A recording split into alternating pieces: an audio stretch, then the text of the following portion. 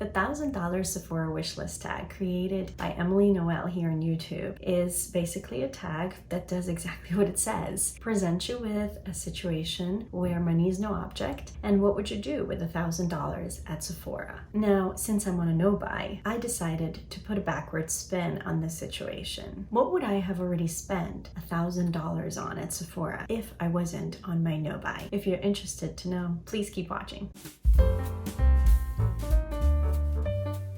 Hi everyone. So by now you probably, if you watch beauty channels here on YouTube, have heard of the $1,000 Sephora wishlist tag that was started by Emily Noel. And the idea is, if money was no object, which we all know for a lot of us, especially this year, it definitely is, what would we spend this imaginary $1,000 on at Sephora? And everyone's been doing it very differently. There are creators on here that are more into indie makeup brands, so they've done $1,000 worth of indie makeup or $1,000 on products that, you know, are way out there and they definitely would probably never spend their own money on, but since this is imaginary money, we might as well. Now, since I'm on a no-buy, I definitely am tempted to do the actual tag, but first I thought it would be more appropriate to look into an imaginary cart of things that would have probably been not so imaginary by now had I not been on this no-buy. I am pretty sure that, especially with the pandemic, regardless of what my financial situation would have been like, I would have figured out excuses and justifications for shopping throughout this year. So I wanted to just go through my notes and off of memory things that caught my eye throughout the year so far, and things that I thought, oh, I would have bought that if I wasn't on a no-buy. And I wanted to basically go over $1,000 worth of things. In some ways, I'm glad I didn't buy. Are there going to be things on this list that I still really want? Yes, there are. And who knows, maybe once I'm off my no-buy, one or two of these things will make their way into my collection one day, or maybe I'll get these as gifts, or who knows. But as of today, I am pretty certain that the majority, if not all of these items, would have somehow snuck their way into my makeup collection. And if you've been watching me for any length of time, you know I have enough. I have plenty of makeup to last me several lifetimes. The fact that a lot of what I'm about to share with you would have made its way into my already overstuffed beauty existence is definitely a testament to why I really needed this no-buy. I'm going to be looking at my computer. I have it right in front of me because I film on my phone, so I can't use my phone for this. And I am going to go in really random order. I kind of made a list of things I definitely remembered along this year. I went through the Treadmood one Instagram. I went all the way back to January 1st and scrolled through and remembered those things that were like, yes,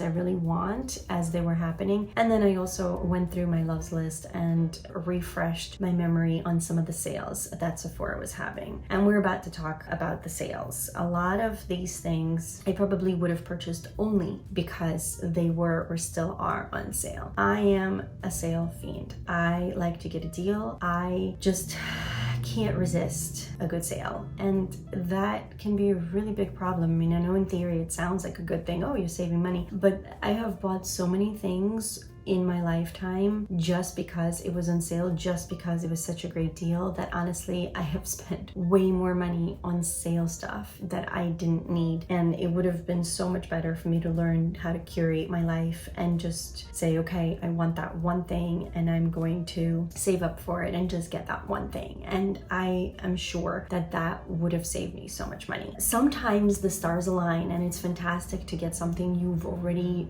really wanted on sale. And that's the place where I want to get to in my life. I don't want to be ever frivolously paying full price if I know that eventually something might go on sale. That's just kind of how I'm built. I really don't like paying full price for pretty much anything, but on occasion I do, of course. But you're gonna see a lot of these items are either still on sale or at some point were, and probably I would have succumbed to them at that point. And there's a couple of things that are not in my cart because they've already sold out. But I know that I would have hunted them down, and I know that I did look at them when they were still available and think, oh, I wish I was in an Undereye, I would have totally gotten this. So I know those things would have come home with me. Without further blabbering, since we all know I'm long-winded and I can sit here and have an hour-long discussion about all the reasons and all the feelings of why and why not, and how I would have convinced myself that it was a good idea to buy these things, let's instead just jump in. All right, the Natasha Denona Tropic eyeshadow palette, this is currently on sale for half price for $64 on the Sephora website. There was also one other palette, like a more neutral, I think it was the all matte palette.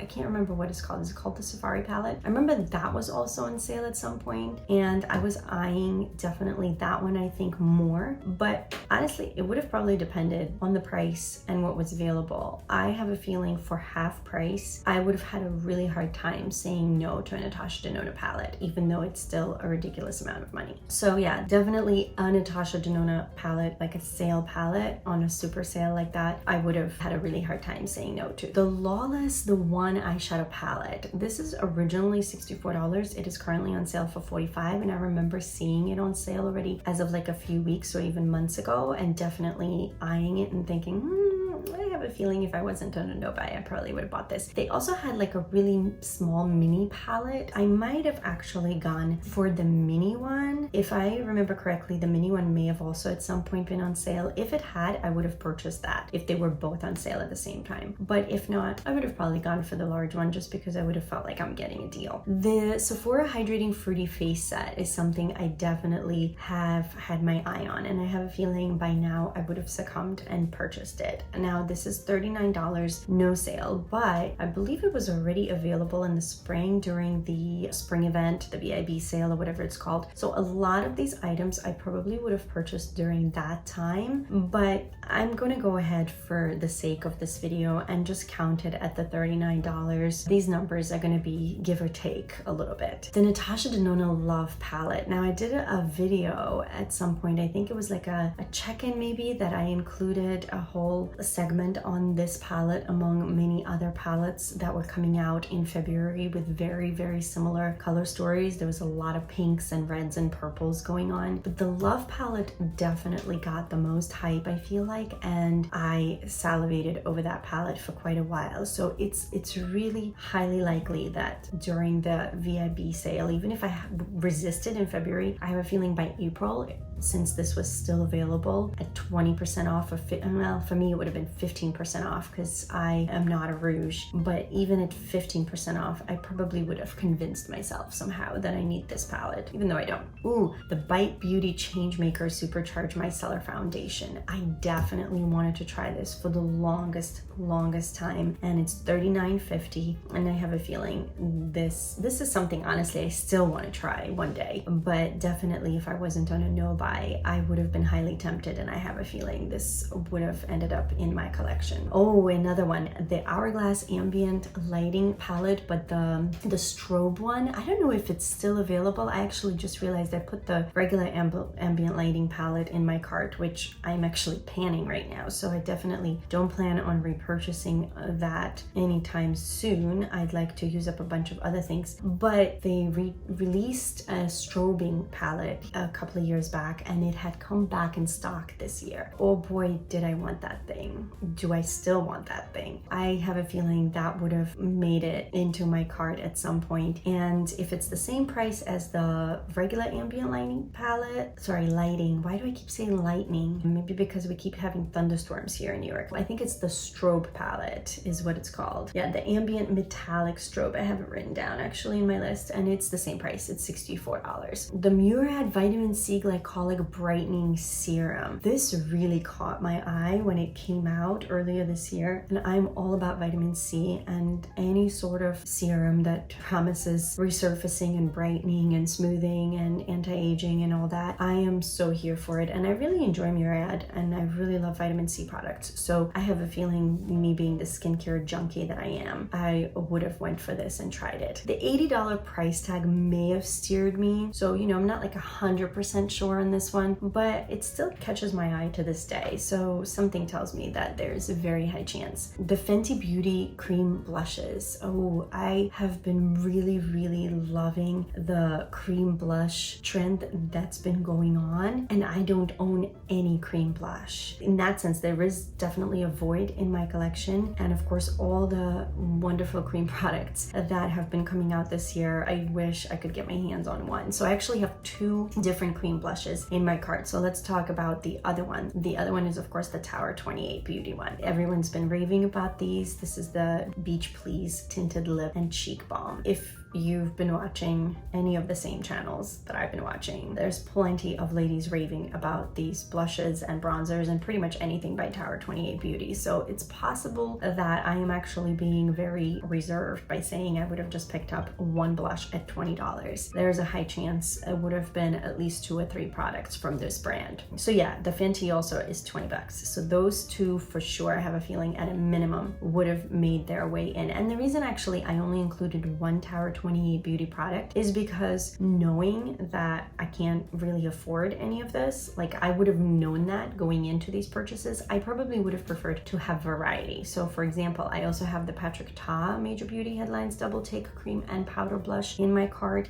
And I'm not giving you guys the shades because a lot of the shades I maybe would have wanted currently are sold out. The Fenty one, I've put the Cool Berry in my cart, and most likely that is the one I would have gone for. It's the mauve one, but there was another 1 or 2 shades that looked interesting as well. The Tower 28 Beauty, I think Magic Hour right now is the only one available. So I put that one in, even though I'm not sure if that's the one I actually, it looks beautiful. That's the soft pink one, but there's like a more tangerine one. I feel like for a cream blush, I maybe would have gone with something a little bit brighter because I can like sheer it out. I probably would have not been afraid of a slightly bolder color. And then the Patrick Ta also, I think 2 of the 4 shades is currently sold out. That one is $34, but it is a double. So I probably would have convinced myself somehow that way that it is a good deal because it's like $17 each blush. The Ole Henriksen Banana Bright Vitamin C Serum. I told you guys, vitamin C is my jam. This is another vitamin C serum, $65. It's fairly new from Ole Henriksen, and Ole Henriksen is one of my favorite skincare brands. I have a feeling like a spring event sale, I would have gone ahead and bought this. Speaking of some sale items, the Viseart Petite Pro palettes at some point were on sale. I think it was the Memorial Day sale. These were $24 instead of $30, and they actually during Memorial Day had a bunch of eyeshadow palettes, I should say, on sale. They had a bunch of other, I think Natasha Denona ones on sale, but the little Petite Pros caught my eye because I have a feeling that would have been easier for me to justify. I would have had a much easier time allowing myself to spend $24 than, let's say,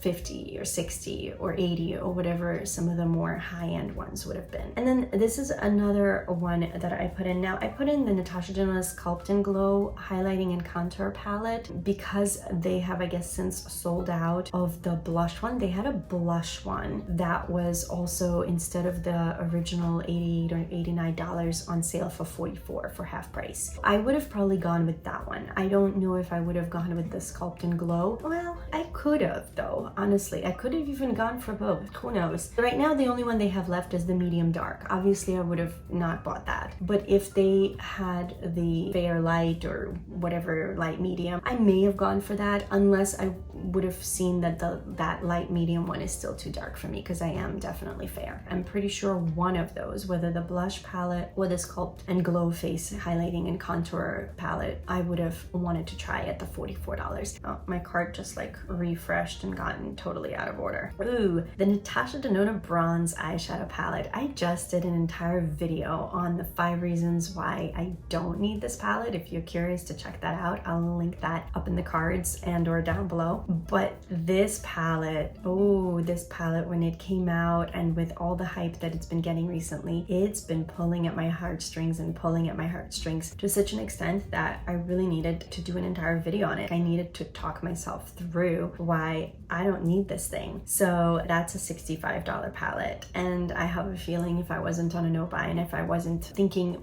my purchases through as analytically and methodically and realistically as I am now, I would have already had it. The Huda Beauty Mercury Retrograde eyeshadow palette. When this came out, it definitely caught my eye, but I was like, oh, you know, it's more pastel-y, it's more light, I can live without it. I have a few other palettes that can sort of mimic this, but of course the aesthetic of the palette and the packaging, ooh, loved it from day one. And then just recently, I think it was for the July 4th sale that Sephora had, they knocked it down for just a few days from $67 to $40. Oh, you better believe if I was not on a no buy, I would have bought that thing. Natasha Denona Mini Retro eyeshadow palette, the $25 one with the 5 shades. I have a feeling I would have bought this one too, because one of the last purchases I made before my no buy started was the Mini Gold, and I really enjoyed that palette. So I have a feeling if I wasn't in a no buy, the little collector voice in me would have been nudging me to start buying these little by little, to actually own a good bunch of them. So there's a high chance that it's not just the Mini Retro that I would have had by now. And I'm not saying that I will never buy another one of these. I think these are great little palettes, but I want to make sure by then I think it through and I make sure I'm actually going to use it. It still looks beautiful, even months after it came out. Every time I look at it, I still want it, but the world won't stop. This was a moisturizer that a lot of people were talking about, the Milk Makeup Vegan Milk Moisturizer. And I put the mini in just because I think, considering that I would have felt bad for spending already this amount of money at whatever point of the year I would have been purchasing this, it would have been easier for me to swallow a $19 price tag. This is a moisturizer that I think a lot of people got in PR and they were raving about it, but they're people I trust. So I don't think the fact that they got it in PR would have like stirred them one way or another. I think it's genuinely probably a really good moisturizer, and it's something if I ever run out of moisturizer. It's like the one category in my skincare stash that is still overflowing, even though we're halfway into the year and I haven't bought a single skincare item. This is one I kind of debated on. It's the Tatcha Liquid Silk Canvas, the primer that came out this year. So they have the putty one that's like one of those almost cult-like products. There's some people that do say it's overhyped, but the people that love it swear by it hardcore. So when the liquid one came out, it made a huge splash and so many people adore that thing. I think Mel Thompson raves about it. I think Teresa is Dead really loved the original one. I remember that for a fact, and I'm trying to remember if she liked the liquid. I think she also really enjoyed the liquid one too. I've heard a few creators that I watch and enjoy have very high praises for this. So it's been on my radar. Like Han-Louise Poston said, I'm watching the future career of this with great interest. That has been me. And I might actually get a chance to try this product sooner rather than later, and you guys will probably see a video on that pretty soon. But yeah, the full size of this primer is $52. So this is something I would have had to do on a sale, but I have a feeling at some point I would have succumbed to trying this. The last two products I have in my cart, and then I have to refer to my notes for a few things that are no longer on the Sephora website. These are all sale products, or at least they were at some point. Now they're no longer on sale, and I don't remember the exact pricing on these, so I'm gonna be kind of guesstimating, but I do remember when these products went on sale, I was like, oh, if I wasn't on a no buy, I totally would have wanted to try that. One of them is the Mirrored Rapid Age Spot and Pigment Lightening Serum. It's listed here for $72, and I think this was recently on sale also during the July 4th event. If they're putting something in a sale like that, they usually knock it down at least 20%, if not more. It can be even as much as 30 or 40. I'm going to give this a $60 price tag. It was probably even less than that. If it's originally $72, we're gonna go with $60. I just honestly don't remember. And then the other product is, these are two products I've tried in the past. This is the Sunday Riley Power Couple, the lactic acid and the retinol. So this is the Good Genes and the Luna Oil. And right now it's listed for $72. So I have a feeling they lowered the price on this a little bit. I think it used to be $84, and it was on sale, I think during the Memorial Day sale I think they had. It was on sale sale for $62. I remember that because I remember even thinking, oh, that's actually a pretty good price for those two expensive products. And then the last couple of things that weren't on the website or are currently sold out, so I couldn't put them into my cart. One was the Fenty Gloss Bombs. Remember the set that came out for the holidays with the 5 minis? Really, really cute set. I think it was originally priced at like $42. They at some point had it on sale for $29, and I really wanted that set for $29 especially. I have never tried anything by Fenty, and these gloss bombs have been in favorite videos for now, what, over a year or almost 2 or however long they've been in existence. I still really want to try those. So definitely if I wasn't on a no-buy at that $29 sale price, I would have gone ahead and bought it. The other thing that is currently sold out, but it's been getting quite a lot of hype from people I very much trust, is the Artist Couture eyeshadow palette for $40. I'm trying to see if there's anything else on my list that I missed.